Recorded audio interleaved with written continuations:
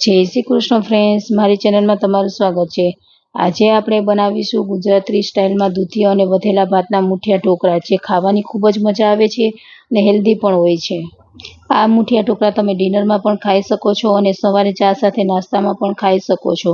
ખૂબ જ ટેસ્ટી લાગે છે અને નાના હોય કે મોટા બધાને ખૂબ જ ભાવે છે। મારી ચેનલને હજુ સુધી સબસ્ક્રાઇબ ના કરી હોય તો જરૂરથી કરી દેજો। તો ચાલુ કરીએ આજનો વિડીયો।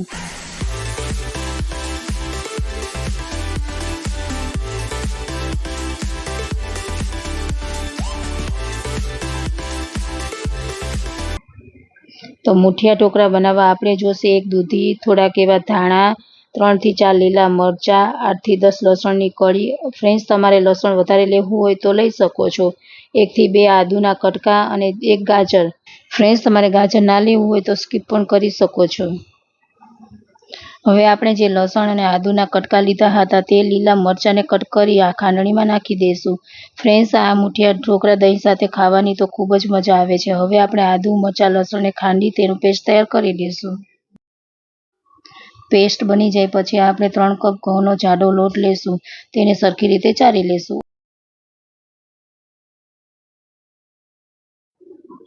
ઘઉંનો લોટ ચડાઈ જાય પછી આપણે અડધો કપ બાજરીનો લોટ લેશું, તેને પણ સરખી રીતે ચાળી લેશું। ફ્રેન્ડ્સ, બાજરીનો લોટ નાખવાથી આપણા ઢોકળા ખૂબ જ ટેસ્ટી બને છે। હવે આપણે આમાં 1/4 કપ ચણાનો લોટ એડ કરી દઈશું અને તમારે ચણાનો લોટ ના નાખવો હોય તો સ્કીપ પણ કરી શકો છો। ઢોકળાને ટેસ્ટી બનાવવા થોડાક મસાલા એડ કરી દઈશું। તો અડધી ચમચી ગરમ મસાલો, 1 ચમચી હળદર, તીખાશ માટે 2 ચમચી લાલ મરચું અને તીખાશ તમે તમારા સ્વાદ અનુસાર રાખી શકો છો। ત્યારબાદ સ્વાદ અનુસાર નિમક અને થોડીક એવી તીખાની ભૂકી એટલે કે કાળી મરી એડ કરી દઈશું। ફ્રેન્ડ્સ, આ મુઠિયા ઢોકળા નાના હોય કે મોટા બધાને ખૂબ જ ભાવે છે। હવે આપણે આમાં 1 ચમચી ખાવાનો સોડા એડ કરી દઈશું। ત્યારબાદ 2 ચમચી તેલનું મોણ એડ કરી દઈશું અને ખાવાના સોડા ઉપર અડધું લીંબુનો રસ એડ કરી દઈશું। ફ્રેન્ડ્સ, હવે આપણે આ બધું સરખી રીતે મિક્સ કરી લઈશું અને હજુ સુધી તમે મારા વિડીયોને લાઇક, શેર અને સબસ્ક્રાઇબ ના કરી હોય તો પ્લીઝ જરૂરથી કરી દેજો। અને બધું સરખી રીતે મિક્સ થઈ જાય પછી આપણે તેમાં જે દૂધી લીધી હતી તેને આ રીતના ખમણી લેશું। ફ્રેન્ડ્સ, આ મુઠિયા ઢોકળા હેલ્ધી પણ હોય છે અને ખાવાની પણ ખૂબ જ મજા આવે છે।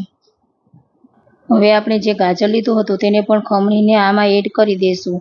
ગાજર નાખવાથી આપણા ઢોકળા ખૂબ જ ટેસ્ટી લાગે છે અને જો તમારે ગાજર ના નાખવું હોય તો સ્કીપ પણ કરી શકો છો। એના વગર પણ આપણા ઢોકળા ખૂબ જ ટેસ્ટી બને છે। ગાજર ખમણાઈ જાય પછી આપણે તેમાં 1 વાટકો ભાત એડ કરી દઈશું। ફ્રેન્ડ્સ, મારી પાસે આ રીતના બપોરના વધેલા ભાત હતા તે એડ કર્યા છે। તમારે ભાત એડ ના કરવા હોય તો સ્કીપ પણ કરી શકો છો। ત્યારબાદ આપણે આમાં જે આદુ, મરચાં, લસણનું પેસ્ટ તૈયાર કર્યું હતું તે એડ કરી દઈશું। ત્યારબાદ આપણે જે ધાણા લીધા હતા તે આમાં એડ કરી દઈશું અને બધું સરખી રીતે મિક્સ કરી લઈશું। આ ઢોકળા તમે તમારા બાળકોને લંચ બોક્સમાં પણ ભરી શકો છો। રાત્રે ડિનરમાં ઢોકળા ખાવાની તો ખૂબ જ મજા આવે છે। તમારા ઘરે મહેમાન આવ્યા હોય ત્યારે પણ આ ઢોકળા તમે બનાવીને સર્વ કરી શકો છો અને ખૂબ જ ટેસ્ટી બને છે। તમે જોઈ શકો છો બધું સરખી રીતે મિક્સ થઈ ગયું છે ને હવે આપણે આમાં થોડું થોડું પાણી નાખતા જશું અને લોટ બાંધી લઈશું। ફ્રેન્ડ્સ, મેં લોટ બાંધવા ગરમ પાણીનો યુઝ કર્યો છે। ગરમ પાણીથી લોટ બાંધવાથી આપણા ઢોકળા એકદમ પરફેક્ટ બનીને તૈયાર થશે અને એકદમ પોચા બનશે।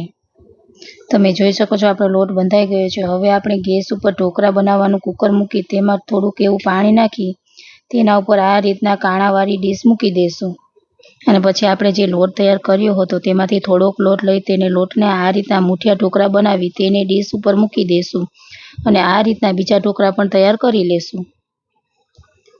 તમે જોઈ શકો છો ફ્રેન્ડ્સ, મેં આ રીતના બધા ઢોકળા તૈયાર કરી લીધા છે। હવે આપણે કુકરનું ઢાંકણું બંધ કરી અને ઢોકળાને 25 થી 30 મિનિટ સ્ટીમ થવા મૂકી દઈશું।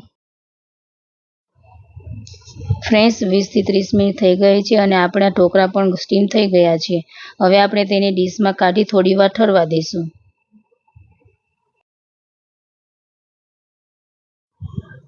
ફ્રેન્ડ્સ, આપણા ઢોકળા ઠરી ગયા છે। હવે આપણે ઢોકળાને આ રીતના રાઉન્ડ પીસમાં કટ કરી લેશું। આ રીતના બધા ઢોકળા કટ કરી લેશું અને તમે જોઈ શકો છો આપણા ઢોકળા કટ થઈ ગયા છે। હવે આપણે ઢોકળાને વઘાર કરી લેશું। એના માટે આપણે જે કુકરમાં ઢોકળા સ્ટીમ કર્યા હતા તે જ કુકરમાં 4 થી 5 ચમચી તેલ એડ કરી દઈશું અને તેલ આવી જાય પછી આપણે તેલમાં 1 ચમચી રાઈ, 1 ચમચી જીરું એડ કરી દઈશું। થોડાક એવા લીમડાના પાન, 2 થી 3 લાલ સૂકા મરચાં અને 1 તમાલપત્ર એડ કરી દઈશું. અને ત્યારબાદ થોડીક એવી હિંગ એડ કરી દઈશું. અને ઢોકળા કટ કર્યા હતા તે ધીમે ધીમે આમાં એડ કરતા જશું અને ઢોકળાને આપણે વઘારી લઈશું. અને ફ્રેન્ડ્સ, તમે આ રીતના મુઠિયા ઢોકળા બનાવશો ને તો તમારા ઢોકળા ખૂબ જ ટેસ્ટી બનશે અને ખાવામાં પણ ખૂબ જ મજા આવશે. હવે આપણે ઢોકળાને સર્વ કરી લઈશું. અને આ ઢોકળા તમારે દહીં સાથે અને લસણની ચટણી સાથે ખાવાની તો ખૂબ જ મજા આવે છે. મારી મમ્મીનો વિડીયો સારો લાગ્યો તો લાઈક, શેર અને સબસ્ક્રાઈબ કરી દેજો. Thank you for watching my મમ વિડીયો. જય શ્રી કૃષ્ણ ફ્રેન્ડ્સ.